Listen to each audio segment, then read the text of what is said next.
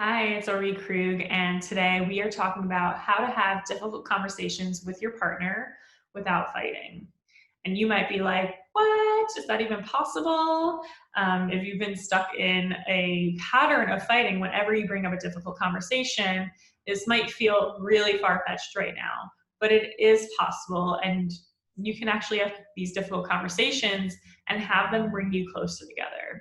So the first thing is that you need to be able to be vulnerable, right? Because when we're vulnerable, we eliminate the nitpicking, the blaming, the you did this, right? And it turns into this is how I feel, and this is really why this is really why I did that thing, because I was feeling insecure, I was feeling jealous, I'm having issues with control, and I'm trying to change that.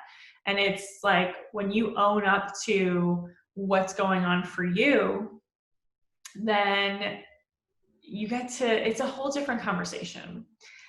And whether your partner can do that with you or not, it's going to change the entire nature of the conversation, because it turns into a blaming picking fight and into one where we're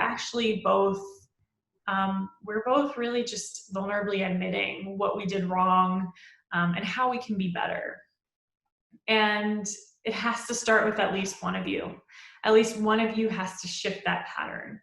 And it it is also there's also another layer here where you've probably heard this before, right? Be vulnerable and all of that stuff. But it's actually a way you need to be in your body and in your nervous system, because when you've experienced past trauma that has you convinced and believing that being vulnerable is just allowing someone the access to your heart to rip it out and to tear it apart, because that's what happened to you in the past, then you can tell yourself all day, for weeks, for years, for however long, to be vulnerable. But when it comes to that moment of having the difficult conversation, your guard is up. You can't, or it feels like you really can't, because all your nervous system wants to do is protect you from getting hurt. That's why we're here. That's how we've survived. Is we have this pretty cool wiring that keeps us safe. But when you've experienced trauma, it's working. It's overworking, and it's actually preventing you from having a healthy, loving relationship, which includes having these difficult conversations without fighting. And so your body has to believe that it is safe to be vulnerable, and your nervous system has to have the ability. Let's scratch that. Your nervous system does have the ability to regulate and stay calm in uncomfortable situations. But that only happens once you've released the trauma from your nervous system. Because as long as you're holding on to that trauma that's saying, oh no, I can't be vulnerable, this is not okay, like I need to guard myself, which turns into that, right, to that like bickering, fighting, blaming, all that stuff. Until you rewire that, then you're going to keep doing the same thing over and over again. It's going to keep ending in a fight. Because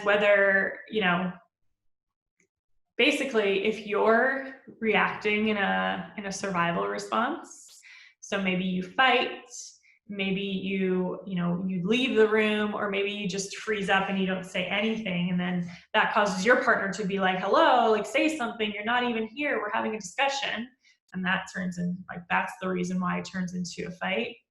Whatever your dominant nervous system response is in those moments, your partner is going to react right along with you. If you're fighting, if you're like, hey, there's a bear in the room, we gotta fight this thing, he's gonna go into survival mode too, right? Or your partner's gonna go into a reactive response, because your nervous system is signaling to them that it's not safe.